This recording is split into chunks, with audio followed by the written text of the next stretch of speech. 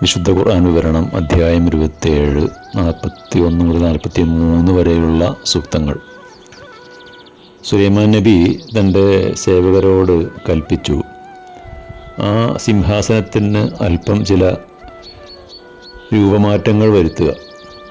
അവരത് തിരിച്ചറിയുമോ അതല്ല തിരിച്ചറിയാത്തവരുടെ കൂട്ടത്തിൽ പെടുമോ എന്ന് നമുക്ക് നോക്കാം. അങ്ങനെ രാജ്ഞി ആഗതയായപ്പോൾ അവരോട് ചോദിച്ചു, ഇതുപോലെയാണോ നിങ്ങളുടെ സിംഹാസനം? അപ്പോൾ അവർ പറഞ്ഞു, ഇത് അതുപോലെ തന്നെ ഉണ്ടല്ലോ. ഞങ്ങൾക്ക് മുമ്പേ അറിയാമായിരുന്നു ഇതേപോലുള്ള അത്ഭുതങ്ങൾക്ക് സൃഷ്ടിക്കാൻ താങ്കൾക്ക് കഴിയുമെന്ന്. ഞങ്ങളിതാ താങ്കൾക്ക് വിധേയപ്പെട്ട് വന്നിരിക്കുകയാണ്. സാക്ഷാൽ ദൈവത്തെ കൂടാതെ അവർ ആരാധിച്ചിരുന്ന കൃത്രിമ ദൈവങ്ങൾ സത്യവാദ സ്വീകരിക്കുന്നതിൽ നിന്നും അവളെ തടയുകയായിരുന്നു. സത്യനിഷേധികളായ ഒരു ജനതയിൽപ്പെട്ടവളായിരുന്നല്ലോ അവരൊക്കെ തന്നെയും. സുലൈമാൻ നബിക്ക് തൻ്റെ വൈജ്ഞാനികവും ആധിപത്യപരവുമായ കഴിവുകൾ രാജ്ഞിയെ ബോധ്യപ്പെടുത്തുക എന്നൊരു ലക്ഷ്യമുണ്ടായിരുന്നു ആ സിംഹാസനം യമനിൽ നിന്നും ഫലസ്തീനിലേക്ക് എത്തിച്ചതിൻ്റെ പിന്നിൽ. താനൊരു സാധാരണ രാജാവല്ലെന്നും ദൈവത്തിൻ്റെ ദൂതനാണെന്നും രാജ്ഞിയെ ബോധ്യപ്പെടുത്തുക, അതോടൊപ്പം തന്നെ അവരുടെ രാജ്യം കീഴടക്കുക എന്നത് തനിക്ക് നിസ്സാരമായൊരു കാര്യമാണ് എന്ന യാഥാർത്ഥ്യം അവരെ ധരിപ്പിക്കുക എന്നതൊക്കെ സുലൈമാൻ നബി ഉദ്ദേശിച്ചിരുന്നു.